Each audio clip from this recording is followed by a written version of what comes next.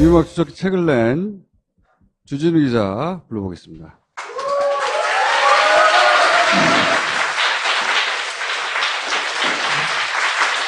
오늘 두 가지 얘기하려고 그러는데, 최근에 왜 장충기 문자 가지고 특종을 한번 했죠. 그래서 그러니까 최순실과 삼성의 관계에 대해서 내가 잠깐 물어볼 것이고, 이제 두 번째로는 이명박 추적의 첫 출발 지점인 BBK. 네. BBK 얘기 중에 BBK가 나온 이후에, 나는 꼼수다에서 그 얘기를 진행한 이후에도 벌써 6년이 지났거든요. 그 6년 동안의 취재기가 또 있을 거 아니야, 추가적으로. 그 중에 일부를 오늘 공개하는 것으로 하려고 합니다. 우선 장충기 얘기, 결국 삼성과 최순실의 관계가 뭐냐, 이 얘기를 하기 위해서 몇 가지 또다시 추가 보도한 문자를 보면, 이현수 국정원 기조실장, 이 이제 최순실 맨이다라고 하는 의혹을 받고 있는 사람이죠. 이 사람으로부터 장충기 차장이 보고를 받습니다. 뭐 보고를 받냐? 삼성물산 합병과 관련해서 엘리엇이라고 하는 해외 펀드, 헤지 펀드가 누구하고 같이 일을 하느냐 관련 정보 보고를 받는 거죠. 그거를 누구한테 받느냐? 국정원 기조실장한테. 삼성의 미전실에서 국정원 기조실장한테 보고를 받는 거예요. 국정원 기조실장. 국정원은 대통령한테 보고해야 되는데요. 그렇잖아요? 그 문자 일부 나온 거고. 그 외에도 많아요. 뭐 이재용 부회장하고 독대 관련 문자, 이건. 이 문자가 의미한 바는 삼성이 박근혜 대통령, 그리고 그 뒤에 나오는 뭐 대한승마협회, 소위 최순실과 관련된, 박근혜와 관련된 일들은 미전실에서 했다는 겁니다. 미전실에서. 삼성에 그걸 드러내는 것이고, 미전실은 국정원으로부터 보고받고, 청와대 민정수석실의 비서관이 누군지, 인사가 누가 될 건지 보고받고, 법무부 관찰관 누가 될 건지 보고받고, MBC 같은 내부 인사 청탁받고, 국회 통과 관련해서 국회의장 보고받고 관련, 면세점 관련, 자기 이권 관련된 거죠. 보고받고, 포탈에 댓글, 얘기도 댓글을 관리해, 미전실이. 여기 보면 삼성 관련해가지고 어디에 노출되고 있다. 2시간 동안 추가로 댓글 11개가 달렸다. 총 8개 관심을 끌지 못한다. 등등등. 뭐 포탈에 삼성 관련 부정적인 기사들이 어떻게 노출되고 있나, 이거 관리한다는 얘기죠. 미전실에서. 자, 이 문자 일부가 드러내고 있는 삼성의 파워인데, 여기서 질문을 한 가지 하자면 주진우한테. 아니 근데 기사 쓰신 분은 주진우 기자인데 혼자 왜냐면 기사 안 쓰신 분이 이거 설명하라고 그러면 한참 걸릴 거거든요. 원래 저 인간이 저래. 마치 본인이 지지한 것처럼. 질문 들어가게, 질문. 이 삼성은 최순실한테 당했다고 그런단 말이에요, 지금. 그렇죠? 처음에는 박근혜한테 당했다고 했다가 지금은 최순실한테 당했다고 했죠. 그럼 실제 삼성과 최순실의 관계는 어땠나? 삼성이 갑자기 승마 회장사로 이렇게 바뀌지 않습니까? 예전부터 한화가 승마라는 종목의 회장사였어요. 왜 그러냐면 김승현 한화 회장의 삼남 동건 씨가 그 마장마술 승마 선수였어요. 승마 선수였는데 승마를 하는 사람들한테서는 최순실이, 정윤회가 박근혜하고 특별한 관계고 굉장히 중요하다는 얘기를 계속했어요. 제가 말한 바도 있는데 김동건이 저기 특검에 불려와서 그런 얘기를 했었어요. 승마를 하는 사람 중에 최순실이 실세라는 것을 모르는 건 사람은 없다. 말똥 치우는 파키스탄 노동자들도 다 한다. 이 얘기를 했어요.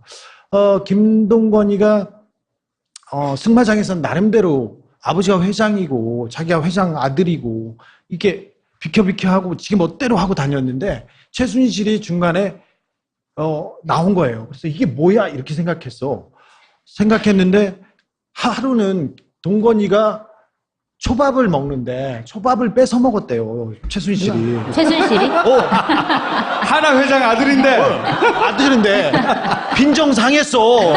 그래서 그때부터 초밥을 안 먹었어. 네. 초밥을 안 먹었는데 감옥에 갔잖아. 걔가 폭행 혐의로. 그래서 감옥에 갔더니 초밥이 먹고 싶더래.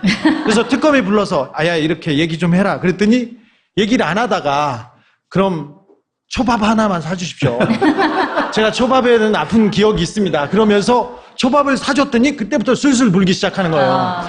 그래서 최순실이 굉장히 실세라는 걸 알았어요. 그때 김승현 회장이 사법 처리를 당해서 감옥에 있었어요. 감옥에 있었는데 굉장한 그 호르몬과 굉장한 말도 안 되는 신경정신과 의사의 진단서, 서울대병원 신경외과 과장의 진단서를 받고 병원에 나와 있을 때였어요.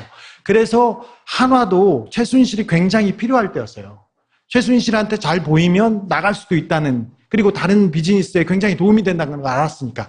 근데 그 당시에 갑자기 회장사가 삼성으로 갑니다.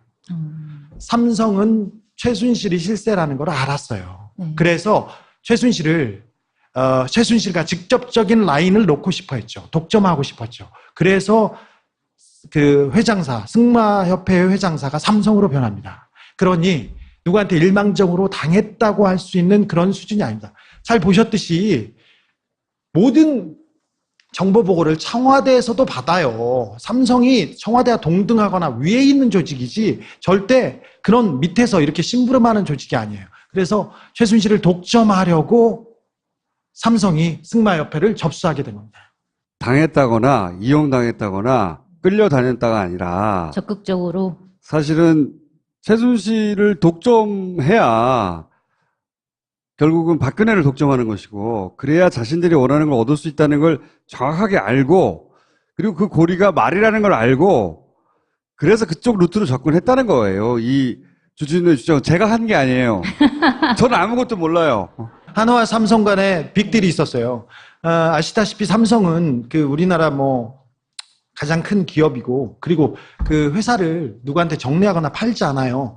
이재용이 그 야심차게 추진했던 이삼성 망한 거 말고는 건네주거나 분사시킨 경우가 없어요. 근데 유일하게 한화에 파는 게 있죠. 네, 테크윈, 헐값에. 탈레스 이런 그 회사들을 네. 헐값에 넘깁니다. 근데 그 뒤에 어떤 딜이 있었는지는 잘 몰라요. 네. 근데 이상하다. 그리고 김승현 회장과 이 박근혜 일가의 관계는 거슬러 올라가요. 한참.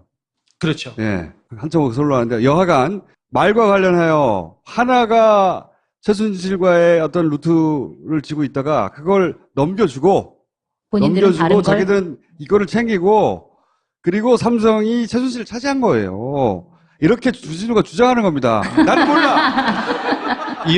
이왕에 가는 목숨이야. 나는 그렇게 생각하지 않아요. 나는 당했겠지. 자, BBK 전에 나한테 문자 하나 가져오라고 했잖아요. 공개하지 않은 문자 중에 오늘 공개할 재밌는 거 있나? 네. 그래서 하나만 읽을게요. 이분은 대법관이 되겠다고. 대법관은 아시다시피 우리나라 법관 중에 최고 재판소 대법원의 그 재판관입니다. 대법관이 되겠다고 하는 사람이 장충기한테 부탁을 하거나 청탁을 하거나 그랬습니다. 그분이 보낸 문자입니다. 제목은 감사 인사예요. 감사 인사. 모자라고 부족한 제가 언감생신 대법관 예비 후보라 라인 앞에 잠시 서 있다가 선택을 받지 못했습니다. 대법관을 하려고 했는데 선택받지 못했대요. 세상사 다시 절 인연이라는 것이 있는 듯합니다. 이렇게 문장이 후져. 이는 모두 저의 부족함과 부덕의 소치입니다. 부산지법원장 남은 임기 동안 그 전과 똑같은 마음으로 사랑과 정성을 기초로 솔선수범, 선공후사, 감성소통의 리더십을 지속해 나가겠습니다. 부산지법원장이었어요. 굉장히 높은 손발이 최고. 오르네요. 네, 그렇죠. 그동안 뜨거운 성원에 고개 숙여 감사드립니다. 2015년 8월 5일입니다. 그리고 밑에 씁니다. 그분 이름은 공개합니다. 강민구 배상, 강민구 판사입니다. 자, 친구가 보내준 격려, 그러면서 그 추가가 있습니다. 삼행시. 이 사람은 강민구입니다. 강직한 그 성품. 민심이 천심인데. 굳이 이유를 알면 뭘 하겠어. 본인이 그걸 쓴 거예요? 이걸 해서 장충기한테 보낸 겁니다. 부끄럽습니다. 아, 정말. 강민구 판사님 부끄럽습니다. 이 BBK가 첫 출발인데 BBK 스토리 중에 BBK 스토리는 정말 많아요. 그래서 가장 흥미로운 지점이 뭐냐면 140억에 얽힌 이야기입니다. 이게 이제 오래된 이야기니까 제가 아주 간단하게 골자만 정리할게요. 골자만. 그 전에 BBK 다스 잊어버리셔도 돼요. 근데 BBK는 BBK 특검이 출범되고 검찰이 나서 수사를 다 했는데 검찰에서 특검에서 면죄부를 줘서 이제 더 이상 그 진실을 밝히기 쉽지 않습니다. 더구나 그 BBK 검사들은 이명박 박근혜 정권 때 계속 핵심 요직에 있다가 아직도 잘 나가고 있습니다. 이 정권에서도.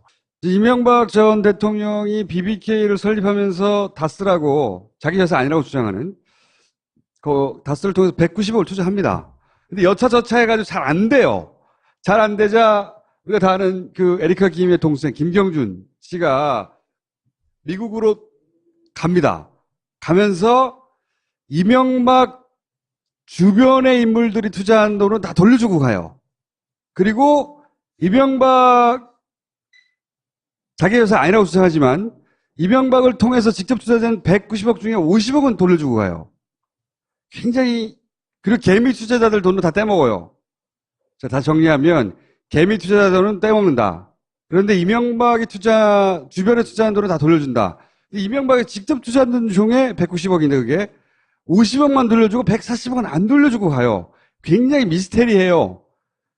이게 이제 사기치고 도망갈 거면 너무 친절하게 사기를 치고 도망간 거잖아요. 왜 돌려주고 가? 그죠?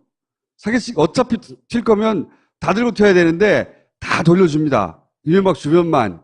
그리고 이명박에게는 50억만 돌려줘요. 이것도 이상하죠. 돌려주면 다 돌려주지 왜 50억만 돌려주고 140억은 돈이 있는데 안 돌려주고 갔을까? 그때 나왔던 나는 꼼수사 시절의 추론은 이런 거였어요. 그때 이명박 돈을 다 돌려주고 가면 너무 짜고 치는 것 같잖아요. 간단하게 얘기하면 개미 투자 돈은 다 떼먹었는데 이명박 주변 돈을 돌려주고 이명박 돈까지 다 돌려주고 그러면은 너무 짜고 치는 것 같잖아요. 그러니까 50억만 놓고 140억은 나중에 잠잠해지면 어떻게 하자라고 하지 않았을까. 이게 나는 꼼수사 시절의 추정이었어요. 그리고 나서 무슨 일이 벌어지냐. 개미 투자자들이 소송을 하죠. 김경준을 상대로. 돈 내놓으라고. 그러자 이명박 쪽에서도 소송을 합니다. 140억 내놓으라고. 그 140억 남은 돈을 놓고 개미 투자자들과 이명박 쪽이 동시에 김경준한테 소송을 붙었어요. 결과가 어떻게 되느냐. 이명박을 상대로는 김경준이 이깁니다. 140억을 돌려줄 필요 없다 저쪽에. 투자금인데 뭐. 그렇지만 이 개미 투자자들한테는 돈을 돌려줘야 된다. 미국 법원에서 그렇게 판결을 냅니다. 아주 요약 버전이에요. 그러니까 이 140억은 개미 투자자들한테 돌아가야 되는 돈이에요. 이명박한테는 이겼어요. 김경준이. 돌려줄 필요가 없어요. 근데 실제 벌어진 일은 뭐냐? 개미 투자자한테 돈을 주는 게 아니라 이 140억을 이명박에게 돌려줍니다. 자기가 이겼기 때문에 돌려줄 필요가 없는 돈인데 더군다나 미국의 판사가 이 스위스에 이 돈이 있었거든요. 이 돈을 동결해요. 자기의 OK 사인이 떨어지는 것까지는 뽑아 쓰지 말라고 동결을 요청한단 말이죠. 그런데 어떻게 된 건지 이 돈이 동결된 돈이 풀려가지고 풀린 다음에 재판에서 이긴 개미 투자자한테 간 게 아니라 풀린 다음에 재판에서 진 돌려줄 필요 없는 이명박한테 돌아갔다는 거예요. 이명박 대통령 시절에. 이게 이명박 대통령 시절에 있었던 일이에요. 그럼 그 이후에 있었던 일이 있을 거 아니에요. 그 이후에도 잊지 않고 우리는 계속 추적해 왔거든. 어떻게 됐는지. 한 가지 더 덧붙이자면 그 140억을 그렇게 돌려받고 나서 딜이 있을 것이다. 뭔가 틀림없이 이명박과 김경준, 이명박과 에리카 김 이 사이에 딜이 있었을 것이다. 그런 딜 중에 하나로 보이는 게 뭐였냐면 에리카 김이 이명박 대통령 임기 중에 한번 한국에 옵니다. 2011년 2월이었습니다. 온 다음에 그러니까 임기가 이제 1년 남았을 때죠. 온 다음에 에리카 김한테 걸려있던 각종 혐의를 털고 미국으로 돌아갑니다. 그때 에리카 김은 김해공항, 그러니까 인천공항으로 안 들어와요. 어디로 들어왔지? 오산 공군 비행장으로 들어왔다는 언론 보도가 있었습니다. 그러니까 민간인인데 확인되지는 않았어요. 예, 민간인인데 공군기지로 들어온 거예요. 미군 공군기지. 그게 사실이라면 이게 보도가 있었고 이게 부인당하지 않았어요. 예? 부인당하지 않았으 이게 사실이라고 믿고 얘기하자면 그때 이제 특종이었거든요. 한국일보에 특종이었을 거야. 아니 민간인이 어떻게 미군 공군기지에 들어왔냐. 이건 미국 정부의 도움이 있거나 아니면 한국 정부가 요청했거나 둘 중에 하나 아니겠냐. 뭐 이런 얘기가 설왕설래 했으나 당시는 이명박 이 대통령이었기 때문에 더 이상 진척이 없었어요. 근데 그 판사 허락 없이 그게 가능한가요? 그러니까 그걸 지금부터 얘기할 거라고. 좀 기다려봐. 미스테리였다고, 그 얘기 미스테리. 들으면 안 될까요? 네, 미스테리. 자, 그 이후의 얘기 다 풀 수는 궁금하네요. 없어. 아, 오늘도 일부만 푸는 건가요? 일부만 얘기를 해봅시다. 자, 그때 어떻게 무슨 일이 있었냐? 스위스 계좌에 비밀 계좌에 잠궈놨어요. 잠궈놨는데 이게 범죄 수익이기 때문에 미국 연방 법원에서 이거는 BBK 피해자들 것이다. 그래서 다스에 주면 안 된다. 이명박한테 주지 말라고 분명히 판결이 났습니다. 네. 그래서 미국 연방 법원이 미국 정부를 통해서 스위스 정부에게 부탁을 해서 미국 정부, 스위스 정부를 거쳐서 스위스의 은행, 계좌를 동결시켜놨다고. 크레딧 스위스의 계좌를 동결시켜놨어요. 네. 그런데 감옥에 있던 김경준이 나중에 돈을 140억을 보냅니다. 마법같이. 네. 그리고 궁금하네요. 에리카 김이 들어와서 정리를 하죠. 그게 다 2011년 2월 과정입니다. 동결된 계좌를 푼 것은 한국의 정부였고요. 청와대와 외교부가 라인이 총동원돼서 이명박의 돈을 받기 위해서 움직였습니다. 어떻게 취재가 하셨던 거예요? 제가 그 서류를 공개하겠습니다.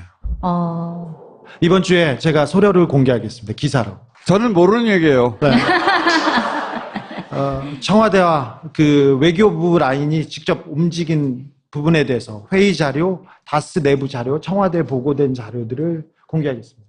그러니까 근데 김경준은 한국의 감옥에 있어요. 그쵸? 사인을 할 수도 없어. 전화할 수도 없고 스위스로 날아가서 풀라고 할 수도 없고 김경준이 풀 수 없어요. 그 계좌를. 자, 제가 감옥에 가 있는데 제 계좌에 돈이 있다고 생각해 보세요. 김어준이 가져갈 수 없어요.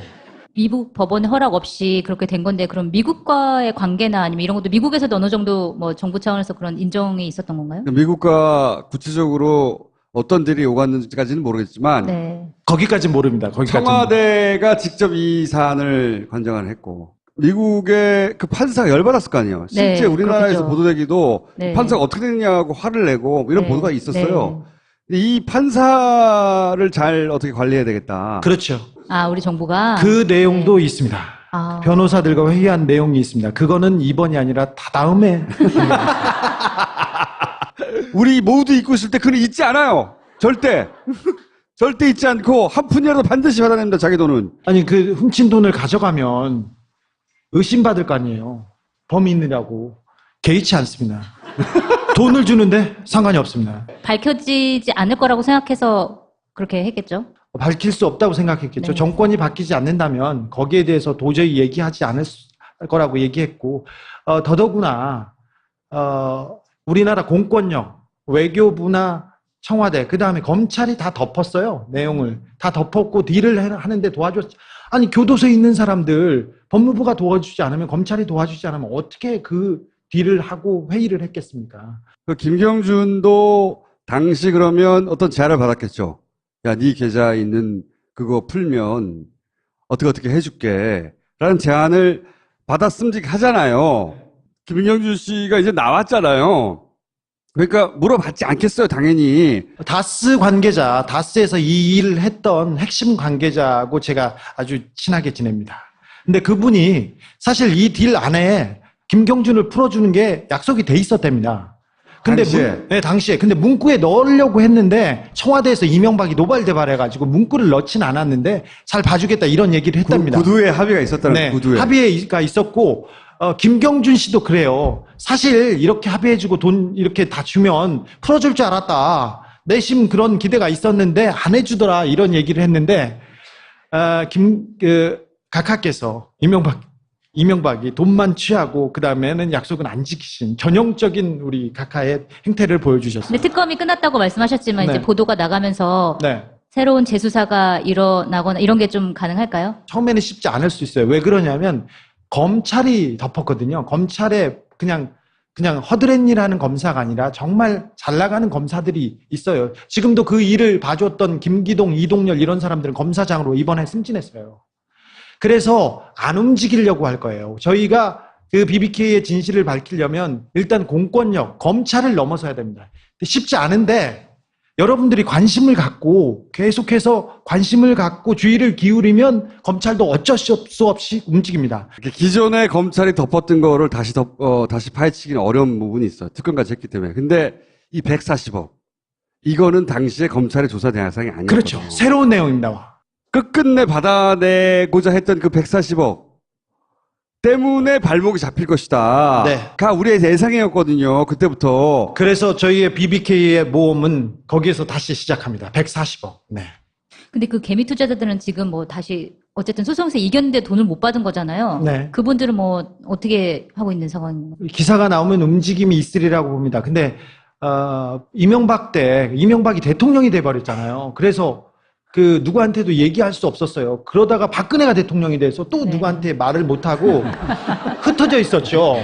그러다가 그런데 포기했겠지. 140억이 날아가 버렸으니까. 네. 예, 포기했겠지. 근데 그 돈이 부당하게 누군가 꿀꺽했다. 네. 라는 과정이 밝혀지면 이제 그분들이 가만히 있지 않겠죠. 네. 네. 그분들 돈 찾으러 나오셔야 됩니다. 관심을 가지셔야 됩니다. 아시다시피 제가 BBK 메모를 써서 BBK 특검이 출범됐어요. 그런데 검찰에서 면죄부를 줘가지고 BBK 특검이 시작되고 그 다음부터 저는 계속 쫓기기 시작했어요. 그 정권이 바뀌었는데 조금 다르지 않을까요? 아직 검찰과 사법기관까지는 아직 오려면 멀었어요. 이 방송이 나가고 그러면 김어준과 저는 다시 쫓길 가능성이 큽니다. 저는 모르는 얘기입니다, 이거 다.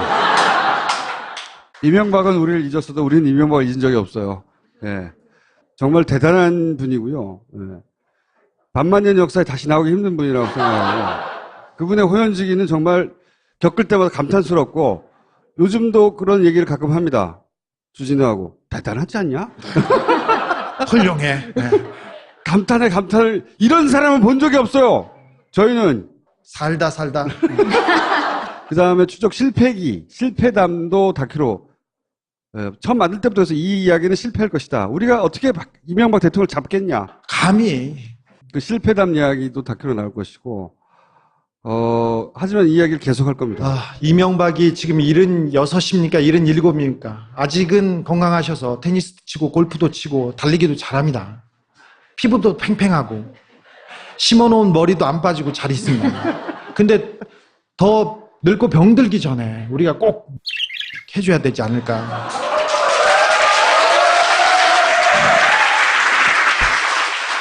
저는 그렇게 생각하지 않아요.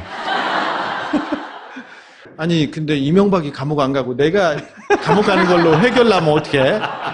어쨌든 이 140억의 미스테리가 일부 풀린다. 이제 미스테리였거든요. 짐작만 했지. 구체적인 이야기가 곧 풀릴 것이다. 네. 기대해 주시고 오늘 1부 1장을 여기서 마치도록 하겠습니다. 감사합니다.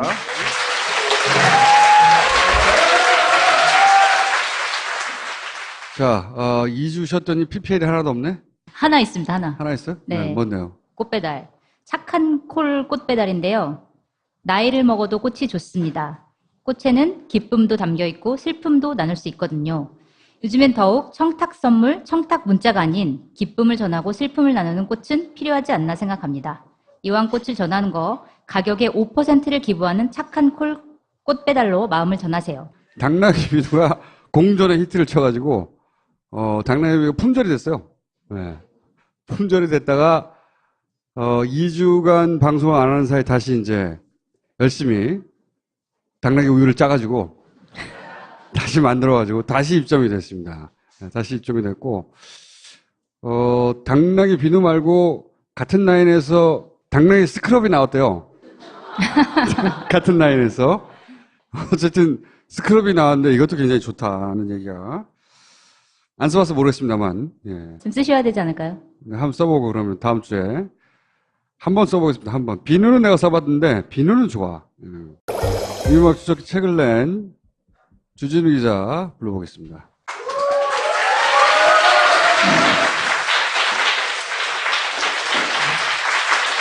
오늘 두 가지 얘기하려고 그러는데, 최근에 왜 장충기 문자 가지고, 특종을 한번 했죠. 그래서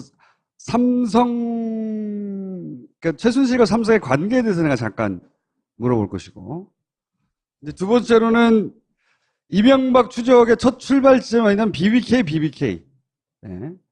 BBK 얘기 중에 BBK가 나온 이후에 나는 꼼수다에서 그 얘기를 진행한 이후에도 벌써 6년이 지났거든요. 그 6년 동안의 취재 기가 또 있을 거 아니야, 추가적으로.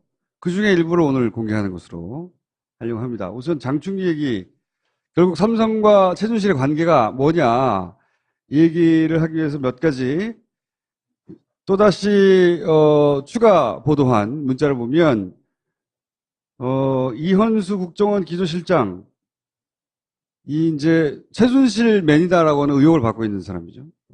이 사람으로부터 장충기 차장이 보고를 받습니다. 뭐 보고를 받냐? 삼성물산 합병과 관련해서 엘리엇이라고 하는 해외 펀드, 헤지 펀드가 누구하고 같이 일을 하느냐 관련 정보 보고를 받는 거죠. 그거를 누구한테 받느냐? 국정원 기조실장한테. 삼성의 미전실에서 국정원 기조실장한테 보고를 받는 거예요. 국정원 기조실장. 국정원은 대통령한테 보고해야 되는데요. 그렇잖아요? 그 문자 일부 나온 거고. 그 외에도 많아요. 뭐 이재용 부회장하고 독대 관련 문제. 받고 병원에 나와 있을 때였어요. 그래서 한화도 최순실이 굉장히 필요할 때였어요. 최순실한테 잘 보이면 나갈 수도 있다는, 그리고 다른 비즈니스에 굉장히 도움이 된다는 걸 알았으니까. 근데 그 당시에 갑자기 회장사가 삼성으로 갑니다. 삼성은 최순실이 실세라는 걸 알았어요. 그래서 최순실과 직접적인 라인을 놓고 싶어 했죠. 독점하고 싶었죠. 그래서 그 회장사, 승마협회 회장사가 삼성으로 변합니다. 그러니 누구한테 일방적으로 당했다고 할 수 있는 그런 수준이 아닙니다. 잘 보셨듯이 모든 정보 보고를 청와대에서도 받아요. 삼성이 청와대와 동등하거나 위에 있는 조직이지 절대 그런 밑에서 이렇게 심부름하는 조직이 아니에요. 그래서 최순실을 독점하려고 삼성이 승마협회를 접수하게 된 겁니다. 당했다거나 이용당했다거나 끌려다녔다가 아니라 적극적으로. 사실은 최순실을 독점해야 결국은 박근혜를 독점하는 것이고, 그래야 자신들이 원하는 걸 얻을 수 있다는 걸 정확하게 알고, 그리고 그 고리가 말이라는 걸 알고, 그래서 그쪽 루트로 접근했다는 거예요. 이 주진우의 주장은 제가 한 게 아니에요. 저는 아무것도 몰라요. 한화와 삼성 간에 빅딜이 있었어요. 아시다시피 삼성은 그 우리나라 가장 큰 기업이고, 그리고 그 회사를 누구한테 정리하거나 팔지 않아요. 이재용이 그 야심차게 추진했던 이 삼성 망한 거 말고는 건네주거나 분사시킨 경우가 없어요. 근데 유일하게 한화에 파란 게 있죠. 테크윈, 헐값에. 탈레스 이런 그 회사들을 네. 헐값에 넘깁니다. 근데 그 뒤에 어떤 딜이 있었는지는 잘 몰라요. 네. 근데 이상하다. 그게 회장사였어요. 왜 그러냐면 김승현 한화 회장의 삼남 동건 씨가 그 마장마술 승마 선수였어요. 승마 선수였는데 승마를 하는 사람들한테서는 최순실이, 정윤회가 박근혜하고 특별한 관계고 굉장히 중요하다는 얘기를 계속했어요. 제가 말한 바도 있는데 김동건이 특검에 불려와서 그런 얘기를 했었어요. 승마를 하는 사람 중에 최순실이 실세라는 거를 모르는 건 사람은 없다. 말똥 치우는 파키스탄 노동자들도 다 한다. 이 얘기를 했어요. 김동건이가 승마장에서는 나름대로 아버지가 회장이고 자기가 회장 아들이고 이렇게 비켜 하고 지가 멋대로 하고 다녔는데 최순실이 중간에 나온 거예요. 그래서 이게 뭐야 이렇게 생각했는데 하루는 동건이가 초밥을 먹는데 초밥을 뺏어 먹었대요. 최순실이. 최순실이? 한화 회장 아들인데. 아들인데 빈정 상했어. 그래서 그때부터 초밥을 안 먹었어. 초밥을 안 먹었는데 감옥에 갔잖아. 걔가 폭행 혐의로. 그래서 감옥에 갔더니 초밥이 먹고 싶더래. 그래서 특검에 불러서 아야 이렇게 얘기 좀 해라. 그랬더니 얘기를 안 하다가 그럼 초밥 하나만 사주십시오. 제가 초밥에는 아픈 기억이 있습니다. 그러면서 초밥을 사줬더니 그때부터 술술 불기 시작하는 거예요. 그래서 최순실이 굉장히 실세라는 걸 알았어요. 그때 김승현 회장이 사법 처리를 당해서 감옥에 있었어요. 감옥에 있었는데 굉장한 그 호르몬과 굉장한 말도 안 되는 신경정신과 의사의 진단서, 서울대병원 신경외과 과장의 진단서를 그리고 김승현 회장과 이 박근혜 일가의 관계는 거슬러 올라가요. 한참. 그렇죠. 예. 한참 거슬러 올라가는데 여하간 말과 관련하여 하나가 최순실과의 어떤 루트를 지고 있다가 그걸 넘겨주고 본인들은 다른 걸 자기들은 이거를 챙기고 그리고 삼성이 최순실을 차지한 거예요. 이렇게 주진우가 주장하는 겁니다. 나는 몰라. 이왕에 가는 목숨이야. 나는 그렇게 생각하지 않아요. 나는 당했겠지. 자, BBK 전에 나한테 문자 하나 가져오라고 했잖아요. 공개하지 않은 문자 중에 오늘 공개할 재밌는 거 있나? 네. 그래서 하나만 읽을게요. 이분은 대법관이 되겠다고. 대법관은 아시다시피 우리나라 법관 중에 최고 재판소 대법원의 그 재판관입니다. 대법관이 되겠다고 하는 사람이 장충기한테 부탁을 하거나 청탁을 하거나 그랬습니다. 그분이 보낸 문자입니다. 제목은 감사 인사예요. 감사 인사. 모자라고 부족한 제가 언감생신 대법관 예비 후보라 라인 앞에 잠시 서 있다가 선택을 받지 못했습니다. 대법관을 하려고 했는데 선택받지 못했대요. 세상사 다시 절 인연이라는 것이 있는 듯합니다. 이렇게 문장이 후져. 이는 모두 저의 부족함과 부덕의 소치입니다. 부산지법원장 남은 임기 동안 그 전과 똑같은 마음으로 사랑과 정성을 기초로 솔선수범, 선공후사, 감성소. 이 문자가 의미한 바는 삼성이 박근혜 대통령 그리고 그 뒤에 나오는 대한승마협회 소위 최순실과 관련된 박근혜와 관련된 일들은 미전실에서 했다는 겁니다. 미전실에서 삼성에 그걸 드러내는 것이고 미전실은 국정원으로부터 보고받고 청와대 민정수석실의 비서관이 누군지 인사가 누가 될 건지 보고받고 법무부 관찰관 누가 될 건지 보고받고 MBC 같은 내부 인사 청탁받고 국회 통과 관련해서 국회의장 보고받고 관련 면세점 관련 자기 이권 관련된 거죠. 보고받고 포탈에 댓글 얘기도 댓글을 관리해 유전실이. 여기 보면 삼성 관련해가지고 어디에 노출되고 있다. 2시간 동안 추가로 댓글 11개가 달렸다. 총 8개 관심을 끌지 못한다. 등등등. 포탈에 삼성 관련 부정적인 기사들이 어떻게 노출되고 있나. 이거 관리한다는 얘기죠. 유전실에서. 자, 이 문자 일부가 드러내고 있는 삼성의 파워인데 여기서 질문을 한 가지 하자면 주진우한테. 아니 근데 기사 쓰신 분은 주진우 기자인데 혼자 왜냐면 기사 안 쓰신 분이 이거 설명하라고 그러면 한참 걸릴 거거든요. 원래 저 인간이 저래. 마치 본인이 지지한 것처럼. 이제 질문 들어가게 질문. 삼성은 최순실한테 당했다고 그런단 말이죠 지금. 그렇죠? 처음에는 박근혜한테 당했다고 했다가 지금은 최순실한테 당했다고 했죠. 그럼 실제 삼성과 최순실의 관계는 어땠나? 삼성이 갑자기 승마 회장사로 이렇게 바뀌지 않습니까? 예전부터 한화가 승마라는 종목